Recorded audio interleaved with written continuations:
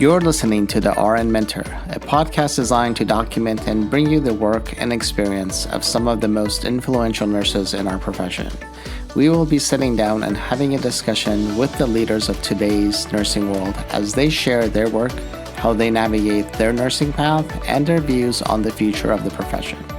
My name is Ali Tayeb. I am a registered nurse, United States Navy veteran, a Jonas Veterans Healthcare Scholar, and your host for the RN Mentor.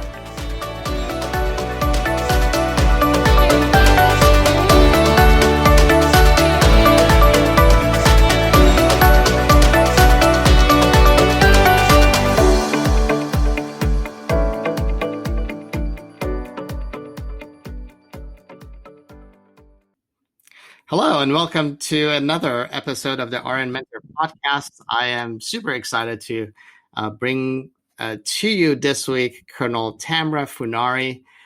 She is with the U.S. Army Nurse Corps. She is a Deputy Commander for Nursing and Patient Care Services, Medical Surgical Nursing Consultant to the Army Surgeon General. Colonel Funari received her Bachelor of Science in Nursing at Mount Carmel College of Nursing. She earned her Master's of Science degree at the University of Texas and maintains a board certification as an adult health clinical nurse specialist. She earned her Master's of Military and Science from the U.S. Army Command and General Staff College. In 2014, she completed a one-year Executive Leadership Fellowship with Kaiser Permanente Headquarters and earned another master's degree in strategic studies from the Army War College. Colonel Funari has over 32 years of active and reserve military service. Her active service includes Chief Nurse and Chief Clinical Operations of U.S. Central Command, Director, Delivery of Health Division, Office of the Surgeon General. She is currently serving as Deputy Commander of Nursing, USA MedDAC, Fort Stewart, Georgia. I think I screwed that up, but that's okay.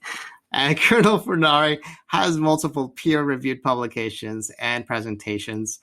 She was recognized as a Senior Nurse Leader of the Year in 2019 from the Army Nurse Corps Association. Her key military awards and decorations include Defense Meritorious Service Medal, 5 military service medals, 6 Army Commendation Medals, an Army Achievement Medal, and various unit and service medals and ribbons. Colonel Funari is a member of the Army Medical Department's prestigious Order of Military Medical Merit. And welcome to the show, Colonel Funari. Thank you. And I'm very happy to be here. Thank you. Thank you for making the time. I know you're a very busy individual, and I appreciate you being here. So we're just going to jump right into it. By the way, for my listeners, this is an abbreviated bio. There's a lot more to this that's available on my website, and you're more than please take the time and take a look at that. But I have to start with, how did you get started in the world of nursing? And then we'll follow that up with why the military and why so many master's degrees. So, so let's start from the beginning of what got you interested in the world of nursing. What came first, the military or the nursing, or how did that happen? Well, I've always been interested in nursing. I was actually, and you're gonna laugh, I was actually a competitive baton twirler in high school, and my instructor was a nurse, and I just always looked up to her. So I started working as a nurse aide when I was 16 back then, and it's always something that I wanted to do. Now, the Army did come before actual nursing. You know, I'm what you call a late bloomer in the world of college, and I know how that is. Yes, and so where you're not quite sure exactly, what you want to. You know what you want to do, but you're not just really ready to settle down and get focused. And so I joined the Army Reserves back in 86, 87. And in all honesty, that was my twin brother. I have a twin brother, and he went into basic training, active duty, and kind of challenged me in such a way, saying that the basic training was so tough I wasn't going to be able to make it through. And so, guess what? Who signed up for the reserves? And I'm really glad I did. I learned a lot, and it really helped to discipline me to be ready to go to college as well. And so I was in the reserves while I was going to school in nursing. So, and then so that was the natural transition. When I was ready to graduate from my bachelor's of nursing, I applied for a direct commission into the Army Nurse Corps back then.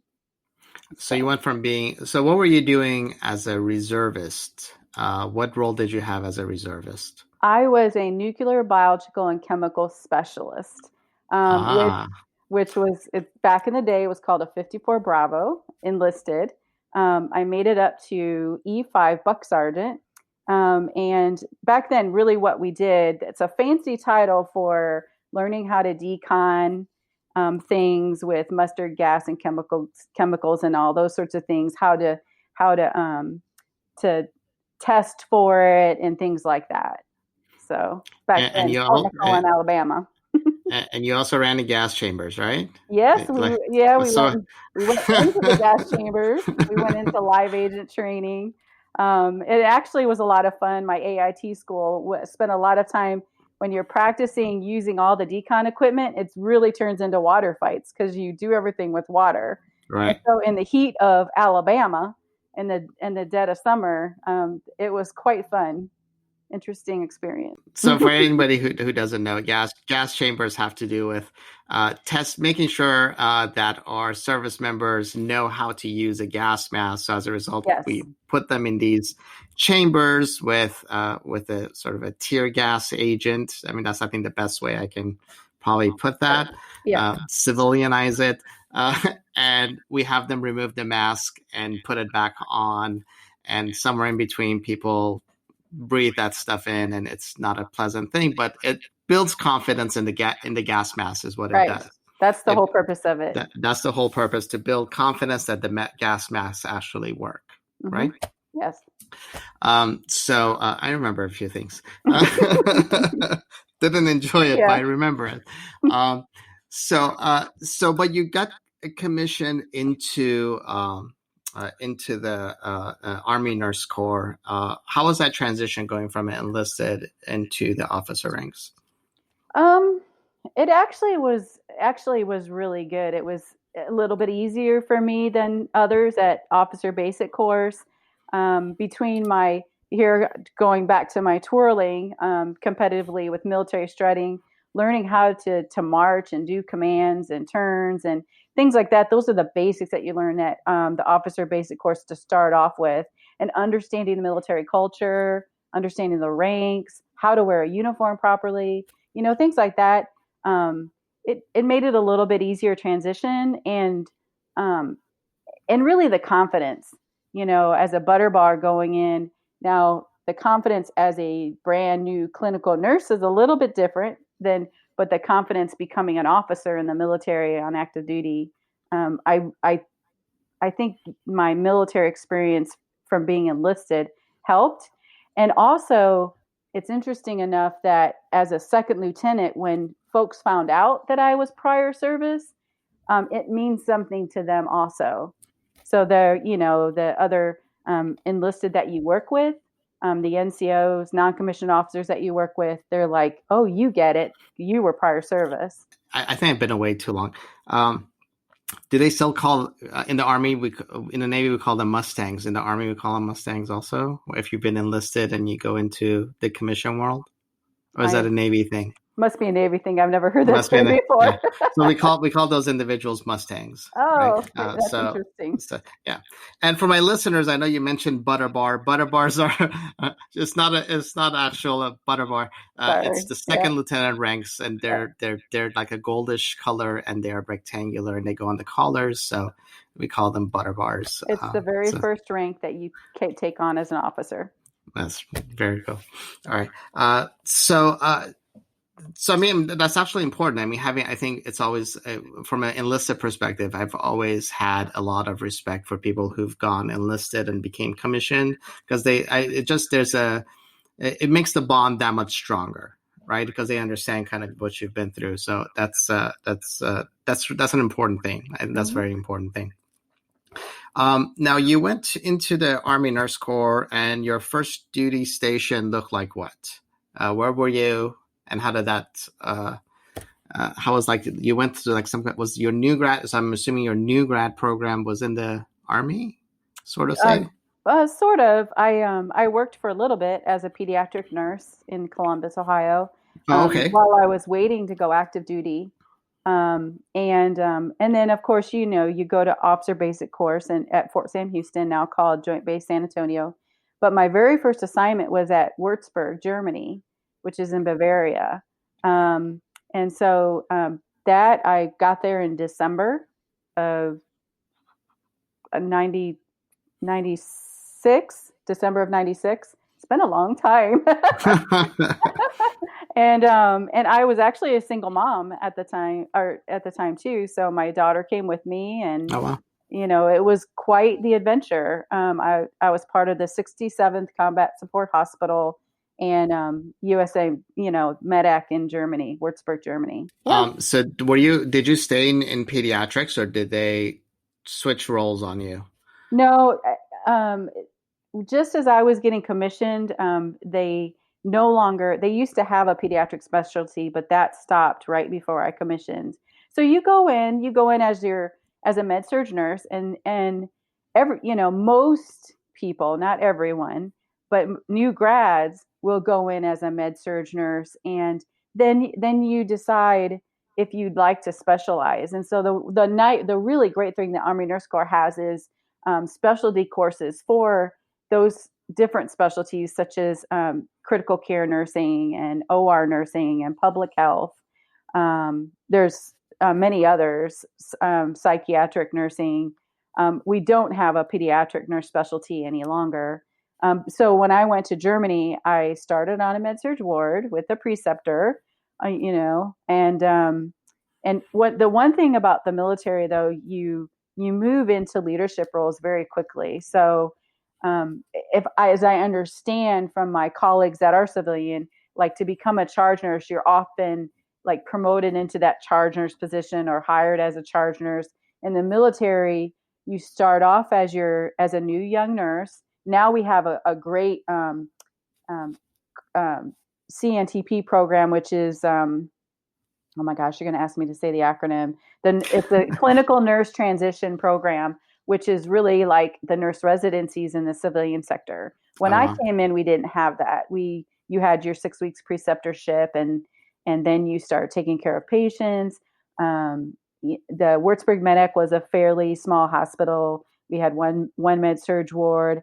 We also had a PACU and an OR and a special care unit, which was like a little bit lower acuity intensive care unit. So as a med surg nurse, within less than that first year, I was working as charge nurse as well. And so charge nurse was a responsibility that those that became a little more experienced, and they saw that you're honing your clinical skills.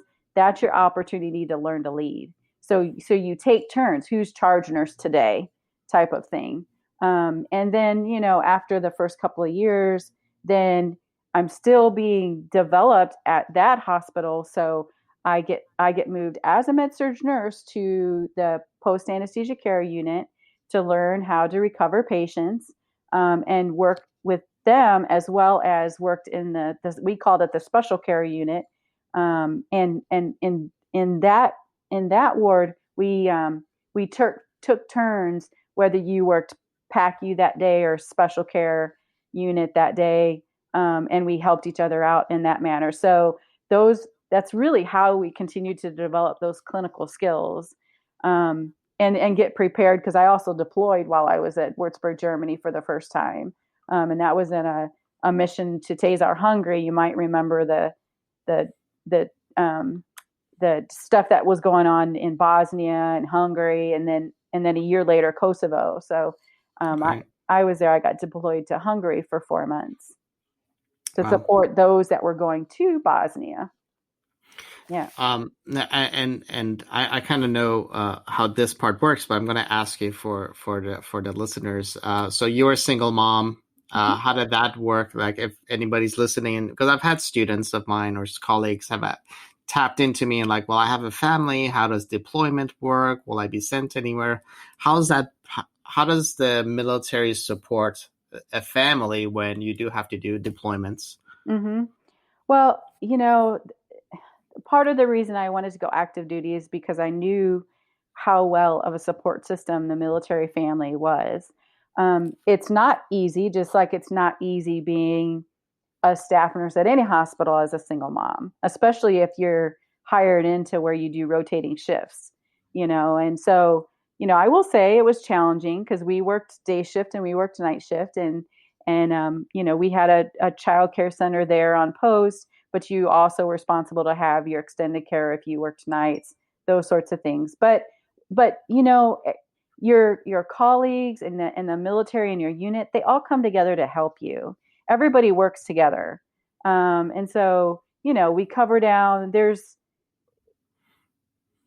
every assignment that I've ever been in, that's how that family is. If someone is in need, is having trouble, maybe they're having trouble with childcare for a little while, somebody's going to step in and say, hey, you know, my spouse can help, or I can help. I'm off this day. I'll take your kid for this day with mine, and that's just kind of what we do. We help each other.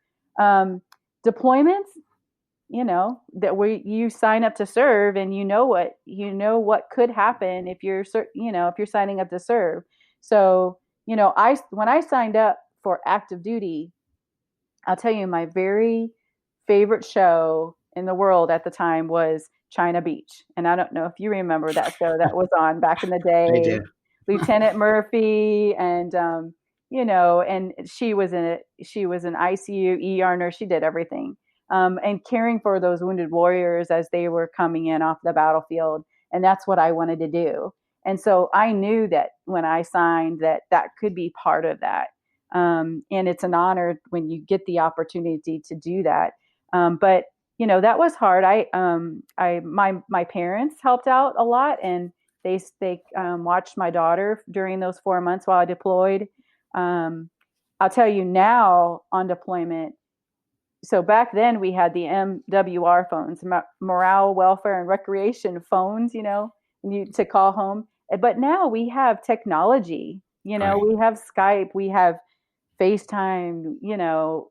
It's very easy to stay connected. Very, very easy to stay connected now on deployment. So that helps bring people closer to you, as well. But even back then, there were all kinds of military family programs to really help you to connect with your children, connect with your family while you're away and serving.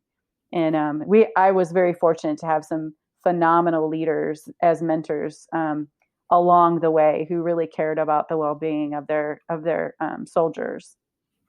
Yeah, that's fantastic. Yeah, I know I mean, the deployment definitely becomes, I think people who are looking to go into the military, I think they need to have a more realistic kind of feel that you have a very good possibility of being deployed. And it doesn't have to be in a combat area, but you are going to go somewhere at some point in time, and you are going to be separated from your family. So that's sort of the reality of one of the things that the service members kind of is part of the sacrifice. I guess is one of the Mm-hmm. things that we do, and I think that that's part of the reality. And I remember those phones that I could never get to.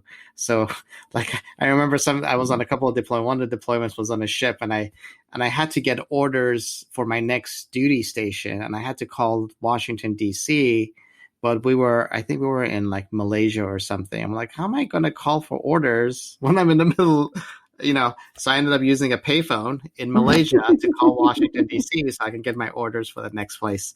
So yeah, the fact that technology has brought the families closer together, I think it's amazing. And it's a good thing. Otherwise it was snail mail, right? You mail and 2 months later you get something back, or So yeah, so interesting. So how was your growth in the military? What was that like? You mentioned Hmm. some mentors along the way. How did you know how to navigate your world? You've had a successful career so far in the military. How did that path kind of come to be? You know, like I said, I had some phenomenal leaders and mentors, and really, it started out with my first tour in Würzburg, Germany. My my chief nurse. Okay, so I tend to can be kind of hard headed sometimes, and I got in a little bit of a argument with the command sergeant major over something, and that my chief nurse called me and said, "Hey, Lieutenant," my name was Lieutenant Durham at the time. "Hey, Lieutenant Durham, Sergeant Major said, this and this went on," and I said, when you have an argument with somebody, you have it, you work it out, and then it's over. Am I right, Lieutenant? So it was awesome. But I mean, I learned a lot from her and from my other, my chief nurses, and I learned to reach out. So, as I moved to from different assignments, folks that I saw that I just really aspired to be like, you gravitate to them. And then these just amazing leaders puts their arms around you, and sometimes you have those conversations that you really don't want to hear, but you know that they're doing it with love, and they're trying to guide you. And I'll tell you, the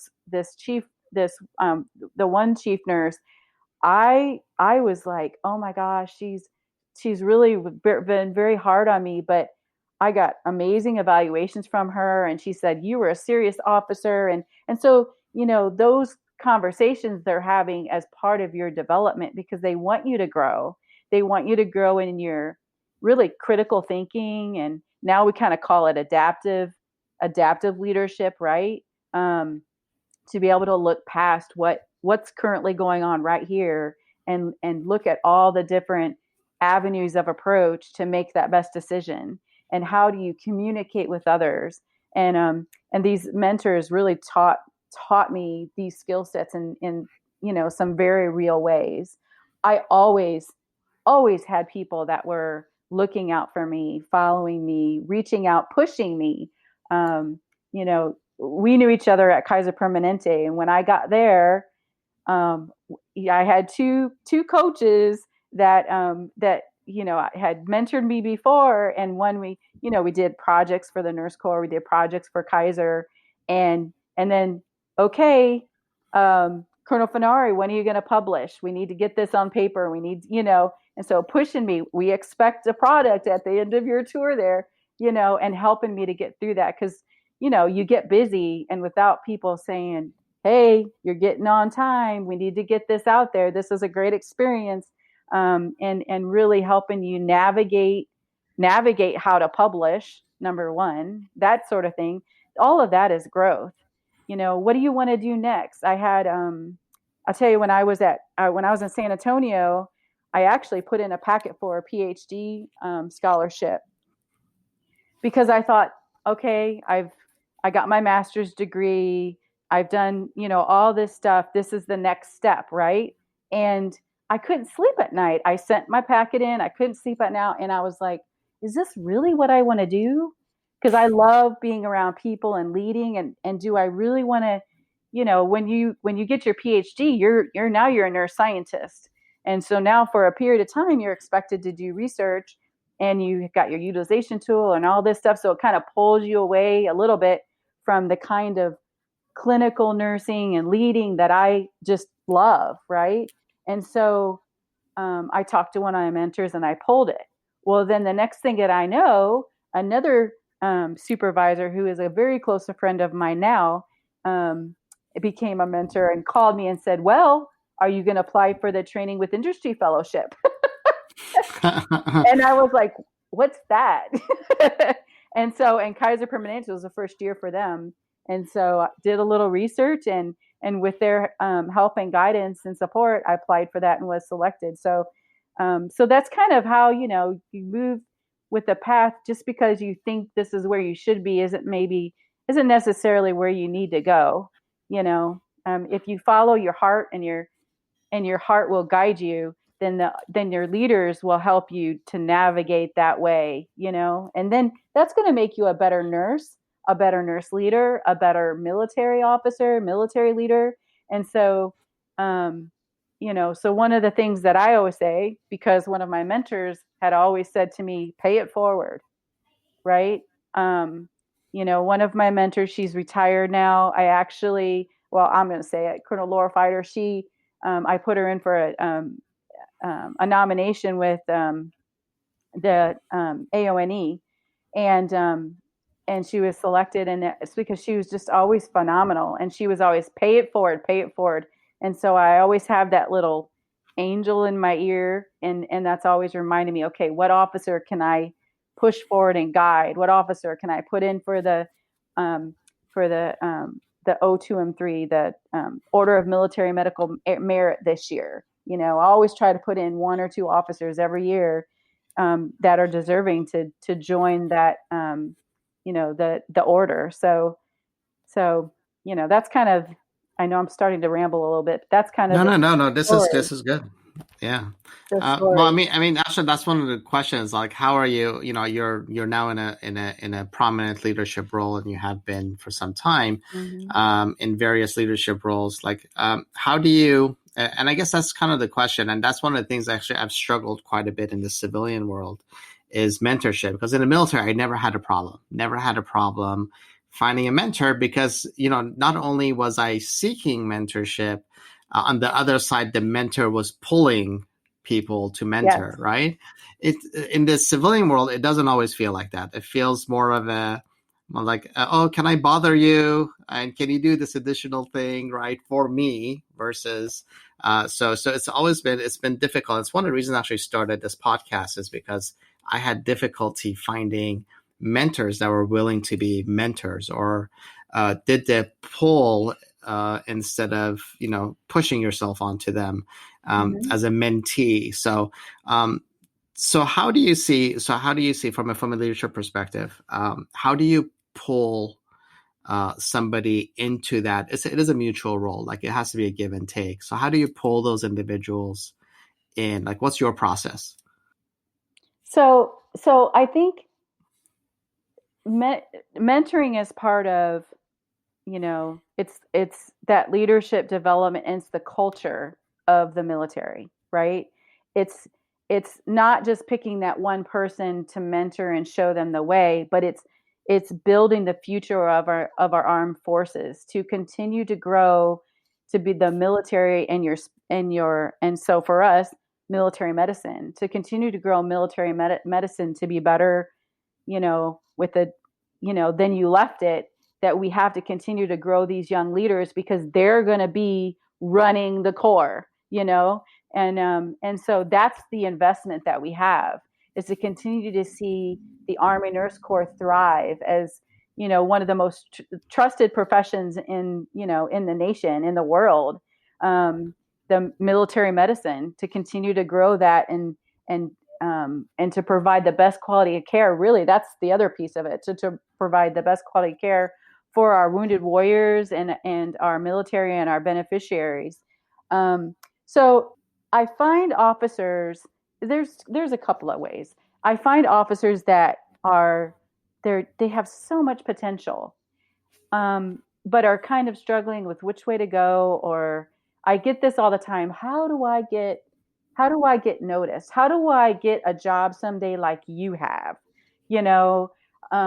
You've done this and this and this. How do I get there? And so, okay. And I had this conversation today. We had for Med Surg Nurses Week, we had a town hall with all of our Med Surg nurses that wanted to join. It's a volunteer thing, but it's the first time we had it, and we got some of those questions. But I tell them, you have to look up and out, right?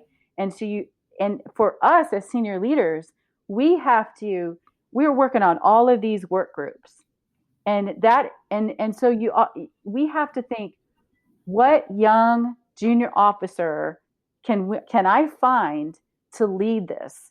And so to lead this, and I can empower that officer to really take the reins and go. And then you're that whisper on their shoulder, but you're letting them, you're pushing them to the front and guiding them, and continue to push them to the front.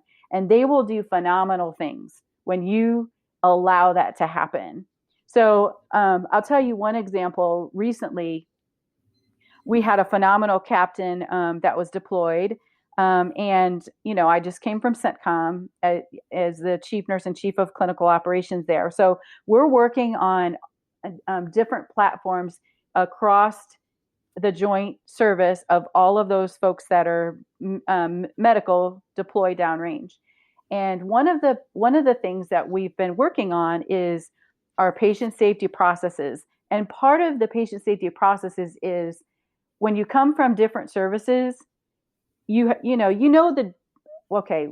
don't really say Joint Commission downrange, but the standards of care, but the environment is different.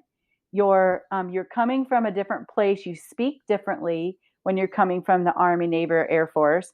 So how do we come together as a joint force downrange so that our processes are seamless? Because now our patients are coming across the continuum and may cross services until they reach their final destination. So it's really important for high reliability, we talk about all the time, that we have these seemingly processes. And then we also have now units that are deploying that have never deployed before. We have nurses deploying and never deployed before. For a while, people were deploying over and over again. But now we've got a new generation, new people coming in. They come in and they're starting over. Maybe it's a reserve unit. And sometimes they come together, and that's where they come together sometimes. Or you have pockets that come together that way. So now things like our patient safety processes, what we did is we developed kind of like a playbook of sorts. So not the general policy that you might think of that's housed somewhere in a database at your medical center, but this is something that really has this is how you do it. This is the resources that we have. Here are the contacts. Here are our virtual ways to communicate. And now we've got to the system of this is how we roll. This is how CENTCOM and all of the units of CENTCOM are one, how we roll. Well, in order to get there, I'm looking at all kinds of buckets. So I'm like, I reached down and I said to the chief nurses, hey, is there a junior, a company grade officer, or even a major that is interested in leading this work group? And I'll tell you, this young captain came up and she just was phenomenal because she's leading majors, lieutenant colonels, colonels, as well as bringing in the experts from, medical command, patient safety, all of that to come up with the best product that we could have.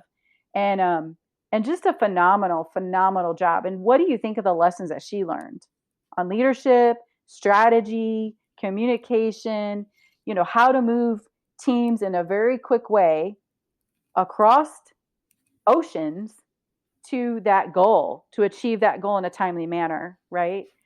Phenomenal. And so that's kind of what I do pretty regularly when I see, to say a process is kind of hard to say that, but I'm always on the lookout for that bright officer. And sometimes they reach up to you. I get, right now we have this new marketplace and you apply for jobs, and I have officers reaching up and saying, hey, will you talk to me about this? What do you think I should do? What kind of broadening assignment, And so I always ask them, where is your heart telling you? Where do you want to go next? Where is your love? What do you want to do and be in the next 5 or 10 years before you even start talking about what kind of roles you should be applying for? Yeah, that's definitely good advice because, with the new generation of nurses, a lot of the nurses don't go to one place and stay there. They move around. So I know, like I worked at one of the Kaiser facility you and I met at several years ago. I know we had nurses there that had started there, retired there, and that's the only thing they knew. But, a lot of nurses don't do that anymore. They move around, they move cities, they move hospitals. Mm-hmm. special sessions and so on. So it's, so those questions do come up quite a bit. And, I think it's important from a leadership perspective or from a mentor perspective to be able to guide those individuals. So an important role to, even if it's for the one-time advice, I think it's an important role to hold, to be that Mm-hmm. to be that resource. Actually, I still have students that call me up like a couple of years after they've graduated, and they say, "Hey, I'm thinking about doing this. What do you think?" So I haven't heard Yeah. from them in 2 years, but but here I am, like, sitting down with them and kind of working their option. And it's important for them to have that realization of what's going to make them like feel better or feel better Mm-hmm. about what they're doing. Yeah, it's important to be accessible, and rank can be intimidating. So it's important to present yourself in such a way that they feel comfortable knocking on your door, or coming to ask questions. So you have to be accessible, and then when they do ask, oh my gosh, that has to be one of your top priorities. You know, in the Army, what is our number one asset? Is the soldier. We have to make that time to sit, even though you're so crazy busy, because the business of medicine, the healthcare operations don't stop. But you have got to find that time, 30 minutes or an hour, to really sit down with them with the undivided attention that they deserve. And they will always remember that. And then when you see them succeeding, because we always have the announcements, so and so got promoted, so and so got published, the Army Nurse Corps puts out a newsletter. Always, it takes 2 seconds to send a little note. Congratulations. Hey, pay it forward. Think of that next person. And that's, since I learned that from my mentor, that's something that I always say too. You got selected for the Order of Military Medical Merit. You've just got inducted. Pay it forward. Who are you going to select next year? Right, right. Now, as you're talking about this, I'm getting this thought that's sort of formulating in my head. So, if you're looking at the profession of nursing overall, right, what would you say if you're looking at an individual that is looking to grow in the profession of nursing, right? Like, what do you think would be some qualities that would not necessarily expedite, but put them on the right path? Like, what are, if I'm a nursing student looking to go get my first job, or I'm a new nurse in the profession, what are some qualities that you think would make them not necessarily just successful, but more of a active contributor to the profession of nursing? So whether I'm sure the similarities are going to be the same in the military versus the qualities are going to be Oh, similar. sure. So you have a new grad that's coming in. Number one, hone your clinical skills. Often the young lieutenants or young brand new nurses, and I heard this from my own daughter. She's a labor and delivery nurse. Oh, well.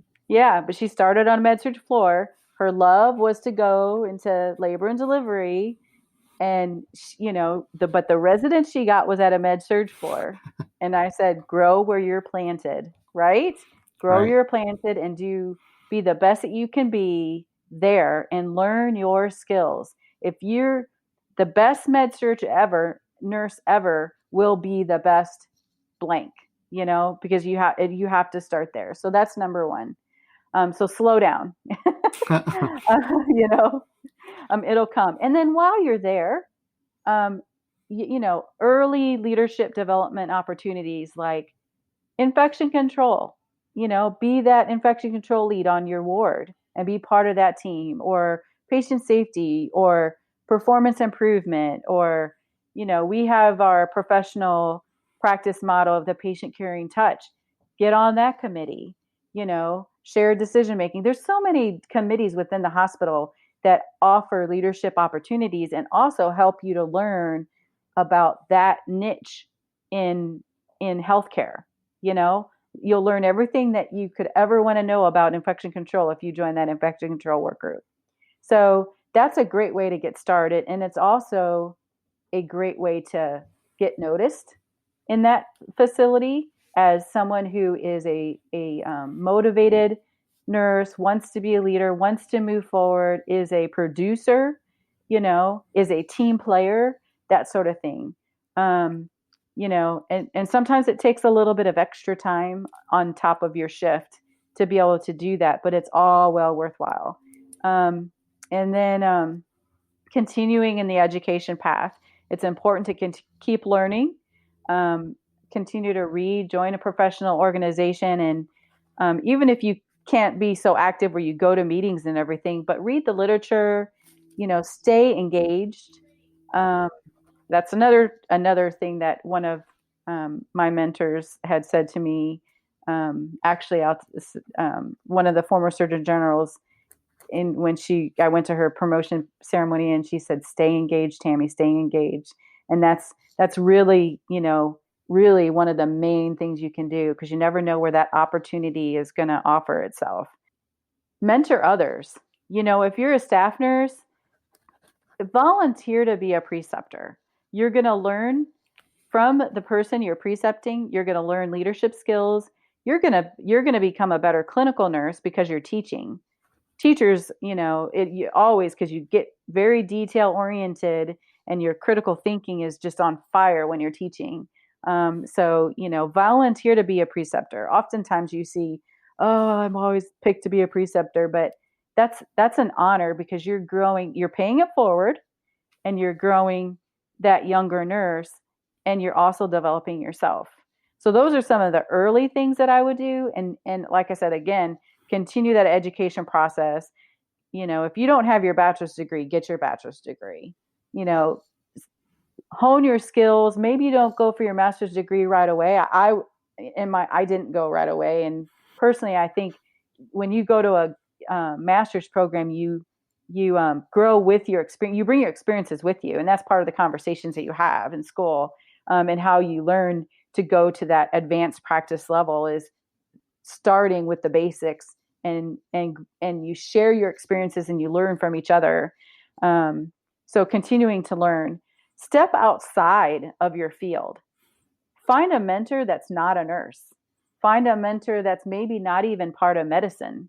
If you're aspiring to be, say, a chief nurse executive, or maybe you want to be a CEO someday, or anything, maybe you want to step out and become a VP at for some sort of medical equipment or something. Step out and learn business. Learn the business side of things. Get a mentor that's outside of that, because they always have a different perspective as well. Actually, one of the generals at my last duty station told me that when you get to Fort Stewart, make sure you seek out other people outside of the hospital. Get to know them and learn from them. So that's always great advice.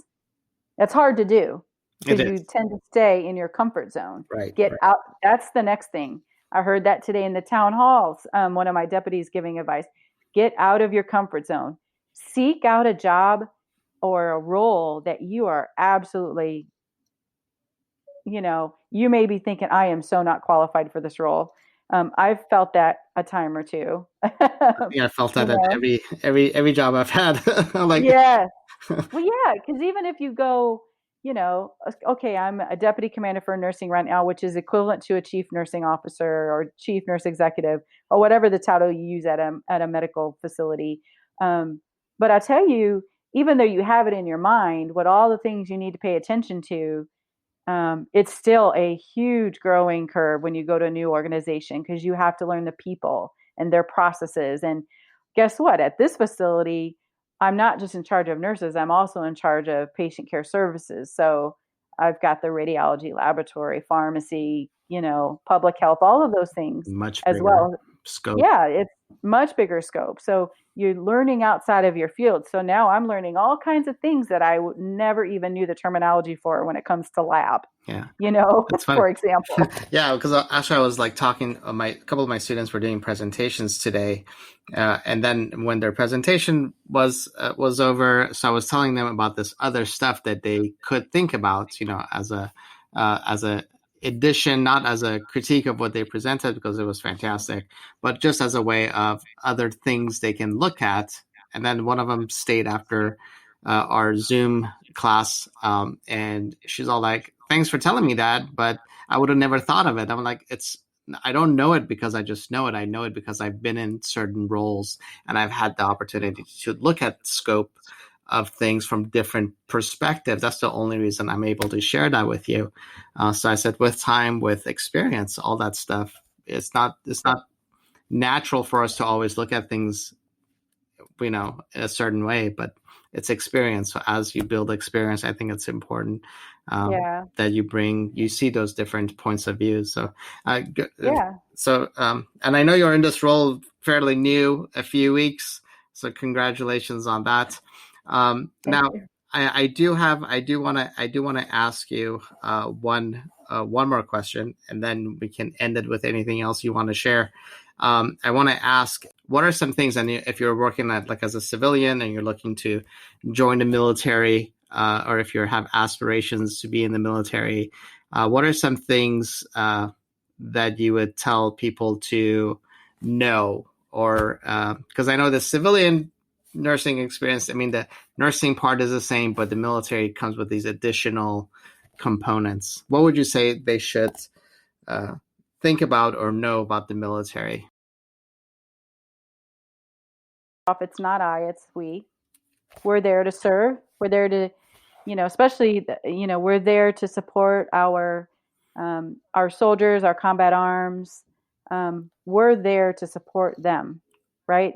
They're That's the only reason we're here, is to support and provide the best medical care for our soldiers. So you really have to think about it like that. It's not about a business. It's about caring for our soldiers and our families, our beneficiaries, um, and it's really important because when you have a soldier that's deployed and their spouse is at home and you're caring for them, it's so important to have the best care ever, because that gives that soldier peace of mind, right? And so all of that kind of comes together, and readiness. So readiness, we talk about readiness quite often.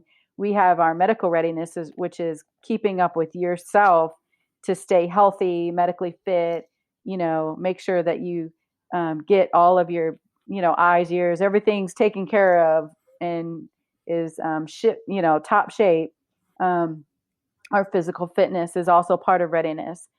We also, for the medical field, we have our medical readiness, and our, we're alike in some ways in what we do in the hospital, but we're always preparing for what skill sets do we need when we need to deploy and take care of trauma, or the kind of, the injuries or disease, non-battle injuries, even the silent injuries, you know um, the traumatic brain injuries that occur, and different things, behavioral health, things that occur because of being deployed or multiple deployments or whatever the things that's going on with those soldiers. So, and then our clinical skills.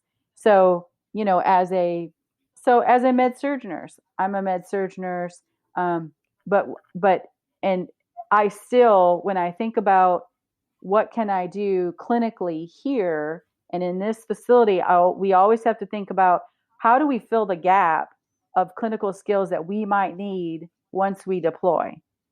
So when I did deploy for 6 months, and I was the officer in charge of an ICU, critical care, and I'm a med surg nurse. ICU, the intermediate care ward, which is like your med surg ward, and then also the detainee unit.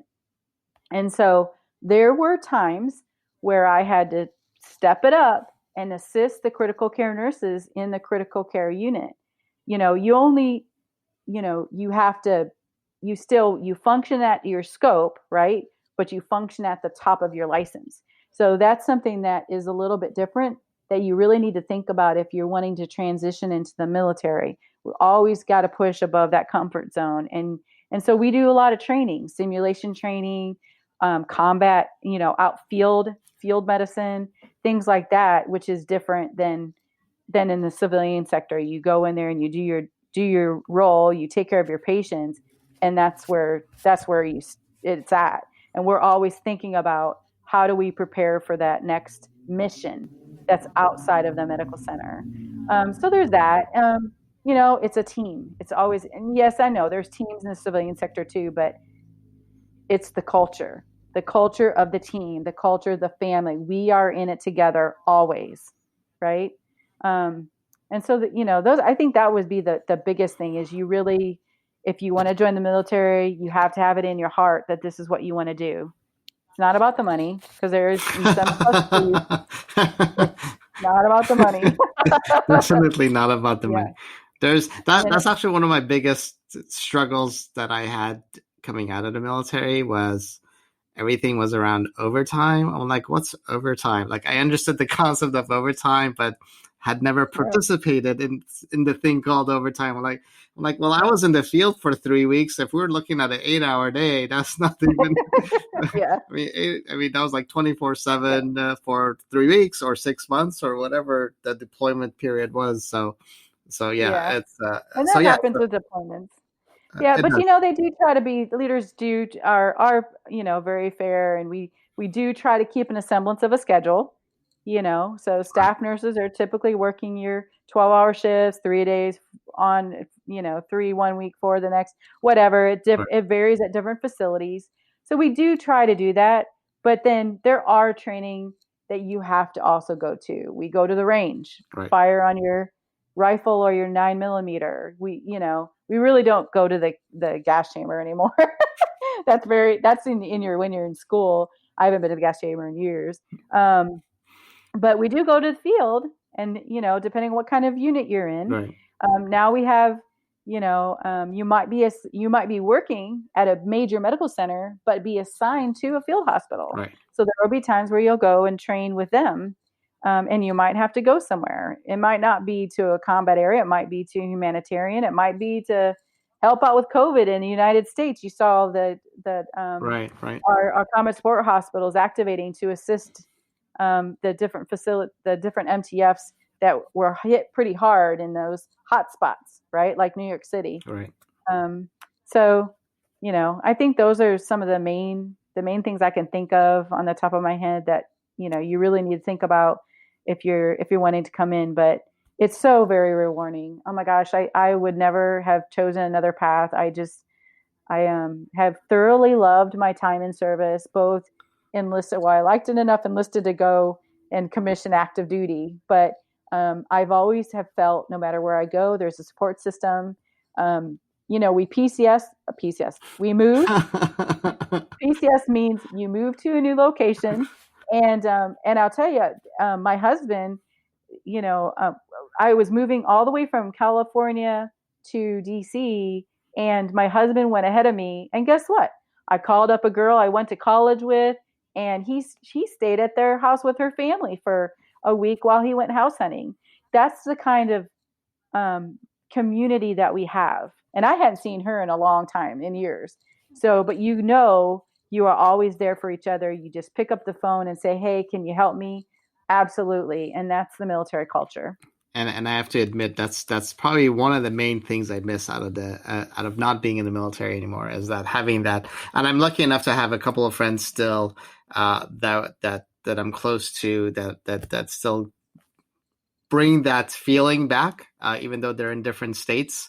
But that military, no matter where, that's what I miss is no matter where you go, it's like from day one you're part of the community. Like you don't Yep. have to, you know, wait a year or two before you make it, make friends. And so I think that's been my biggest struggle, like being in the civilian world, is missing that camaraderie and that sort of like you always have the family around you kind of a feeling, Yes. regardless of where you go in the world. So I think it's amazing. Colonel Funari, thank you so much. I greatly appreciate you being on the program. Thank you for your continued service. I'm lucky to have met you a few years back and have you in my Rolodex where I can reach out to you and ask you to be on the show. So fantastic to hear from you. And you have been listening to Colonel Funari on the RN Mentor podcast. I look forward to bringing this podcast and future podcasts to you as we journey along this process. Thank you so much and have a great rest of your week.